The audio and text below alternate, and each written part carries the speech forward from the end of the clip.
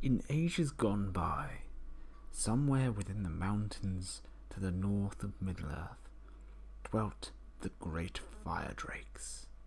These mighty creatures would strike fear into the hearts of any who'd hear their roar, and few were those that would ever get a chance to witness one of these incredible creatures and live to tell the tale. However, out of all the great fire drakes of the north, there was one that was more feared and more famous than any other in history: Smaug.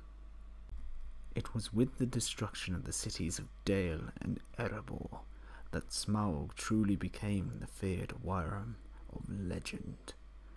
For under the rule of Thror, the vast treasure hoard of Erebor had continued to grow, its wealth unmatched among the dwarven kingdoms of Middle-earth. It was this great wealth that drew Smaug to Erebor, for dragons covered gold more than anything else.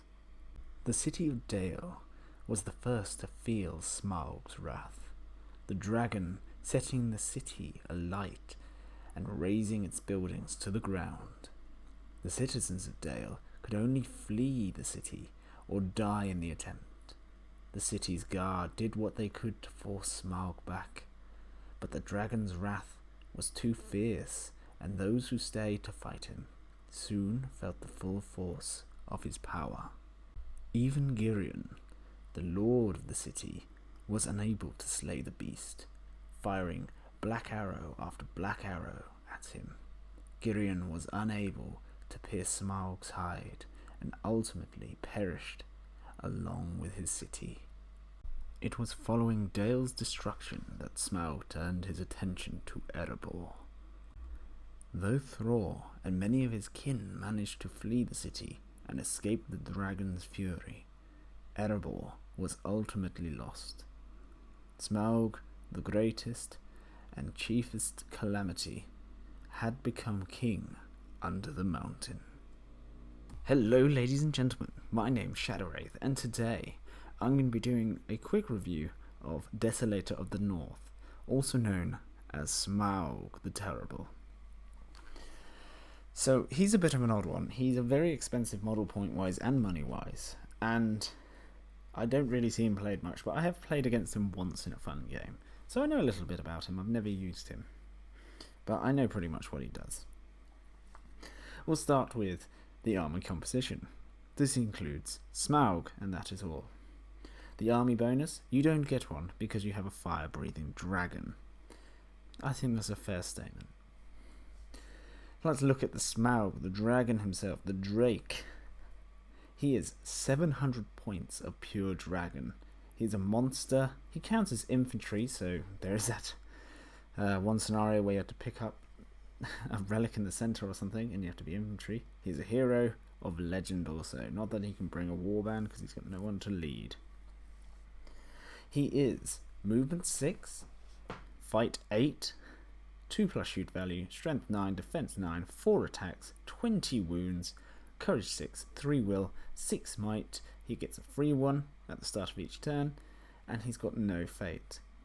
He's got razor sharp teeth and massive talons, and his heroic actions include channeling, strike, strength, and challenge.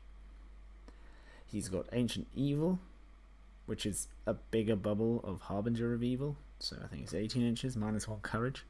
He's fearless, which is fair enough. He's a dragon. He can fly, so he's got a 12-inch move. He's resistant to magic, so he gets a free resist roll against spells, and he causes terror. His abilities, this is where he gets interesting. He's got fire breath, and if you're familiar with a Moria dragon, it's not too dissimilar, but it's a little bit bigger, if that makes sense. He must expend a point of will to breathe fire. You treat Smaug's fiery breath as a bow with a range of 18 inches. If the shot hits the target and all models, friendly or enemy, within 2 inches of the target suffer from the Set Ablaze special rule, and immediately hit these models immediately take a strength 10 hit instead of strength 9. Cavalry models suffer hits on both rider and mount. Fate rolls may be taken as normal to prevent wounds, but any model that suffers a wound from Smaug's fiery breath is automatically slain. That is terrifying. He's got 6 will and he gets a free 1 each turn. As long as he's not in combat, he's going to be doing that. He's got the Desolator of the North special rule. He can expend a single point of will each turn without depleting his own store. Furthermore, Smaug may re-roll wound rolls of 1 when making strikes against dwarves. He does not like dwarves, or he likes dwarves so much, but he likes taking their vast wealth. He's got immovable object. He can't be knocked to the ground or otherwise moved against his will, and never backs away, even if he loses a fight. So the opponent must back away. As a result, he can never be trapped. Awesome. That makes sense. He's a massive dragon that can fly. This is the silly rules, okay? Missing scale. This is a silly rule. I get it, but come on. If a model rolls a natural 6 to hit Smaug with a shooting attack and make a successful wound roll, Smaug suffers the number of wounds equal to the strength value of the missile. So that's pretty crazy, okay? Because siege weapons instantly kill him, right? But they don't, because of what he is. Okay, he can't be one-shotted, but he can be one-shotted still if you roll a 6 to hit and wound him with a siege weapon, because he'll take a strength 10 if it's a strength 10 siege weapon, and then he'll take half wounds, which is 10, because of the missing scale special rule. So that's a one-shot. 700 points, ladies and gentlemen. He's got unstoppable momentum. If Smaug charges into combat and wins the ensuing fight, all of his opponents are knocked to the ground regardless of the size, except for the Warhammer Harad, the Iron Hill's Chariot, or any model that can never be knocked prone. I never get why the Iron Hill's Chariot can't be knocked prone, because a chariot, I would imagine, is rather easy to send flying if you're Smaug the dragon. But hey ho. Yeah. Furthermore, should he make a barge as a brutal power attack, any model forced to back away will also suffer a strength 9 hit. That's pretty good, okay? That's terrifying. That's going to kill most things. He's got Magic, okay? He's got Transfix, which is 12 inches 3+, Compel 12 inches 4+, Instill Fear 3 inches 5+, Sap Will 12 inches 5+. So he's not a bad caster. But you're going to be using those wills for fireballs. There's not much to say about Smaug. He's a massive fire-breathing dragon. Is he competitive? Absolutely blooming not. Okay, you get one model in your army. You can't hold objectives or anything like that. If you get Contest of Champions, fantastic. Okay, can you win with him? Absolutely. I think he's pretty cool. That's the reason you'd play Smaug in a game, because he's cool. You want to own a massive fire-breathing drake. Yeah, I like him, but there's not much to say for him, really. You can bring in allies, yellow allies. He's got a few. He's got like Goblin Town and Azog's Legion and stuff.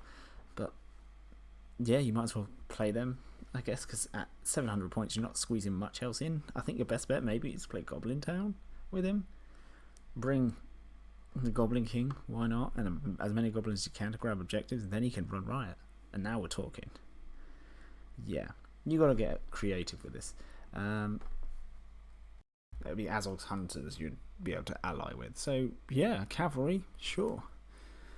You'd have to bring a hero of Valor, though, because you're yellow allies. But it's doable. Your cheapest option is probably to ally in Moria, because you've got Dubers, who is a hero of Valor, and then you just spam out as many goblins as you can bring, and then you can start bringing captains from that point and go as cheap as possible and just get bodies on the field. But Hunter Orcs aren't a bad shout. They're quite expensive, but then at least you get some cavalry to grab objectives, because that's what you're bringing the bodies for, objective grabbing. And you're going to have to be playing 1,000 points, I'd say. Or minimum, I think you could get away with 800, but you get like Dubers and, I don't know, like a couple of goblins. But yeah, 1,000 points. If you're going to be playing, you either play him on his own, or if you want allies, 1,000 points is your best bet. Okay, I like bringing Goblin Town with him, if I would, just for the fact that you can get Goblin Mercenaries and you can ambush siege weapons, or you can ambush onto objectives and things like that, and let Smaug do what he does best and nuke the opponent's army and then charge in. I wish he was higher fight, because he gets outfought by much lower point models. So you've got Gilgalad, who outfights him. You've got Balrog. You've got Sauron. It's pretty crazy. So he's not unkillable. You can't trap him, but if you've got +1 to wound, you'll be fine. Okay, you'll be absolutely fine. I would imagine that Corsair Reavers would chew this guy up in combat if they won the fight. And if you manage to strike higher than him, yeah, you'll be laughing, because he hasn't got that much might. He's only got, what, 3? So, yeah. I like him a lot. If I had the money, I would buy him straight away, and I would play him. But probably not at a tournament. But if you play Smaug, do let me know in the comment section down below, because I'd love to know someone who's playing Smaug at tournaments or anything. Or even games, like general games at your local gaming store. Let me know what you think of our lovely fire-breathing Drake, and any ways you run him. But I hope you enjoyed the video. If you did, do consider liking. And if you're feeling especially saintly today, do consider subscribing. But even if you don't do either of those things, I still hope you have an absolutely fantastic day, and I'll see you in the next video. Goodbye.